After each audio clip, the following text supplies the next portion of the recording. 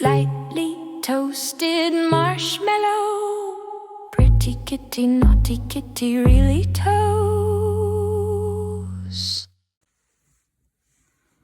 I'd started this when I was doing a demonstration on the pens, and then I had an issue. So this is the first time I've used this pen since I inked it, and it is being a little, wants to be dry.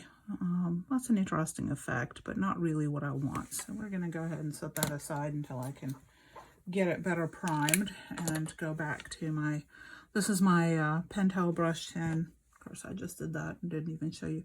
And this is a nylon bristle fountain pen. So this is actually filled with a cartridge. And so that gives me this great foundation of ink. I have all that ink to work with. And this one has been nicely primed. You can see how nice and black and shiny the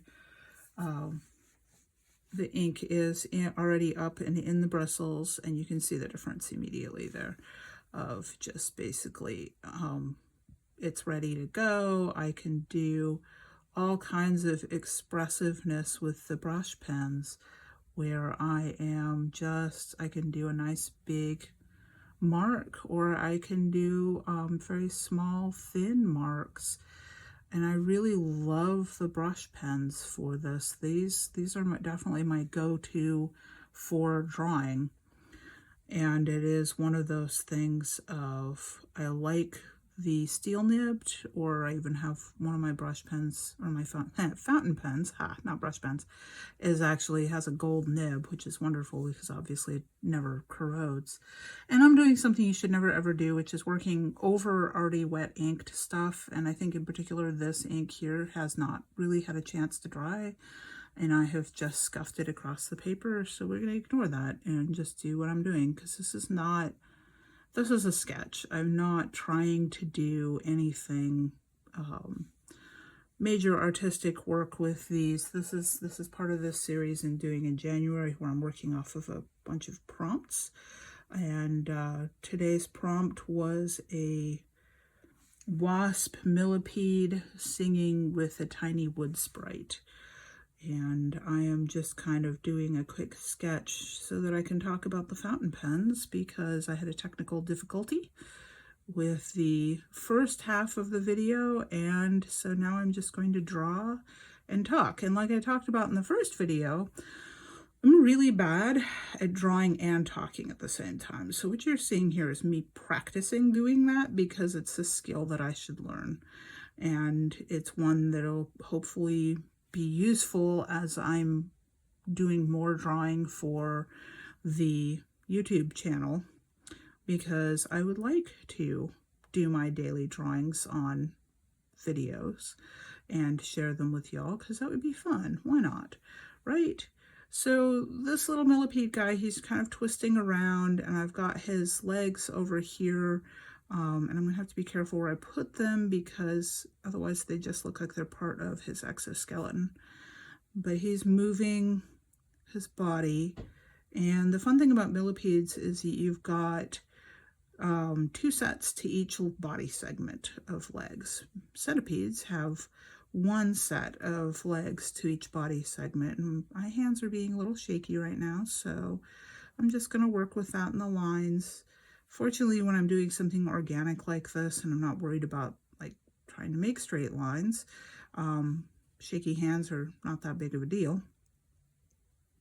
But yeah, so this is just kind of me trying to learn how to talk and draw at the same time, showing off what a brush pen can do.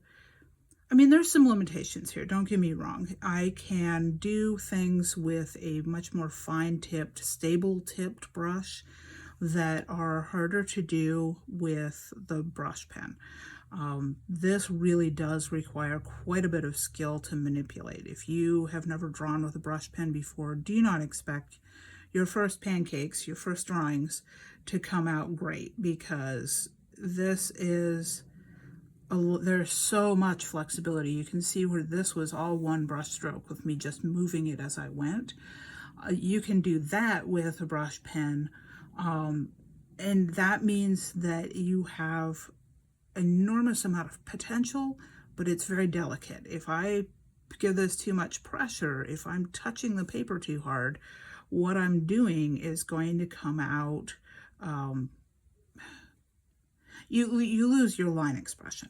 So it's becomes, this is great and very expressive in itself, but when I want little details, like all his little legs and claws here and the movement of his segments and where they connect, I do not want to have to worry about pressing too hard. And it does help if you're pressing down a little bit, you get a little bit less of that shakiness that I'm dealing with right now. So yeah, it takes time, it takes practice, it takes understanding that you're not always going to be perfect every time. There's going to be some organic naturalness to your brush strokes with a brush pen, and there's nothing wrong with that. That is very useful in what I tend to do for art. I am not trying to be perfect. I never can be. And I'm not a perfectionist, which is one of those things that I sometimes wonder about, is like, I can't be a perfectionist. I don't know how. I get impatient with it and I get tired of doing it and I'm done with it and I want to move on to the next thing. So, and I know that there are people that just can't give it up and they have to just keep trying and trying and trying, and that's fine. That is wonderful, because this is how we get some really amazing stuff. I just can't do it. I get tired of it. I get bored.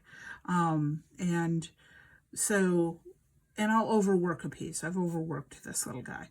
So he's got blotchiness and he's not great. And there's nothing wrong with that either, because honestly, I'm just kind of talking to you and I still had things to say. So now I'm coming up with things to draw and also to kind of show you what this pen can do. And I'm just making marks. I'm just making random marks, and the brush gives me the ability to just really go out there and get some interesting effects.